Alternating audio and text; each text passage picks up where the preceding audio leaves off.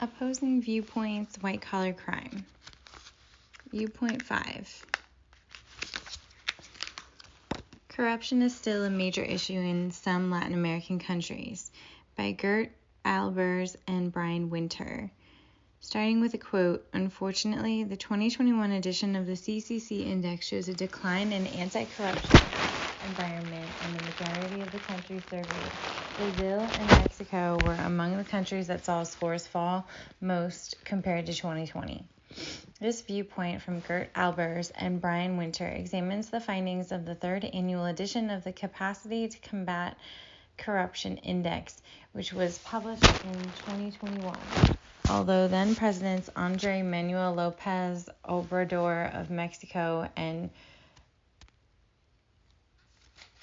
Jair Bolsonaro of Brazil both claim to have tackled the issue of corruption in their respective countries, the CCC Index found that both countries had lagged in their attempts to uncover, punish, and prevent corruption.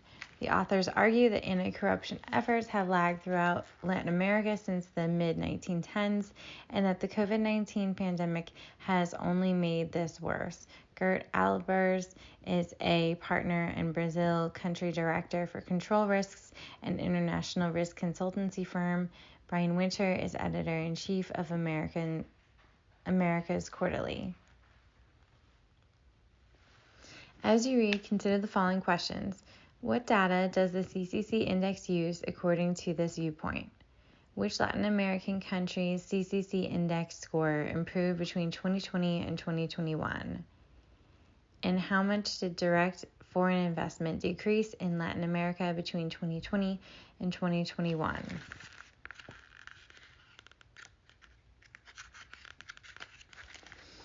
The presidents of Mexico and Brazil have very different ideologies, but they are united by at least one belief, that they have eradicated corruption in their governments. I can say there is no corruption, it's over because the president is not corrupt, and he doesn't tolerate the corrupt, Andrés Manuel López Obrador said at his daily press conference in March.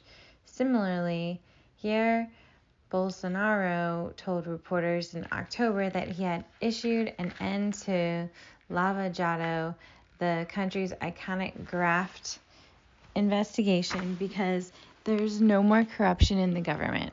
He added with a touch of irony, when I indicate any person for any position, I know he's a good person, especially looking at the amount of criticism he receives from most of the media. The third annual edition of the Capacity to Combat Corruption CCC Index tells a different and more complex story.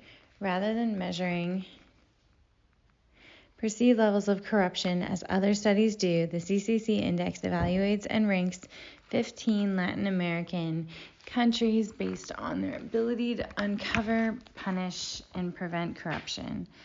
The index, which is jointly published by Controls Risks and America's Society Council of the Americas, which publishes AQ, draws on publicly available data as well as a proprietary survey that asks in-region experts to assess a variety of factors, including the independence of courts, the strength of democratic institutions, and the freedom of investigative journalists. Unfortunately, the 2021 edition of the CCC Index shows a decline in the anti-corruption environment in the majority of the countries surveyed. Brazil and Mexico were among the countries that saw the scores fall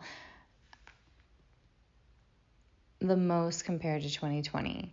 It's not just a tale of individual leaders or governments, of course. Anybody who lives in Latin America or does business there knows that anti-corruption efforts have lost momentum since the mid-1910s, when Lava Jato and similar probes sent numerous powerful politicians and business leaders across the region to jail.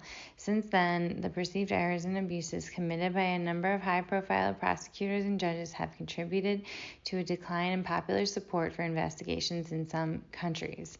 As a result, politicians have seized the moment to weaken corruption-fighting institutions and safeguards. More recently, the COVID-19 pandemic led governments, citizens, and civil society to shift their focus to other urgent priorities priorities like the economy, despite numerous high-profile scandals involving the procurement of medical supplies and medicines.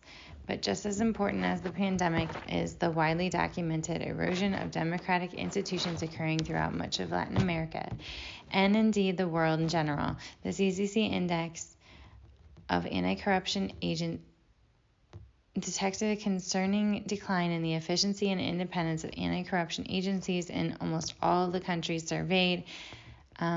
The aforementioned statements from the presidents of Mexico and Brazil reflect an emerging or re-emerging, if one takes a longer view, belief that strong leaders are single-handedly capable of purifying their country's politics.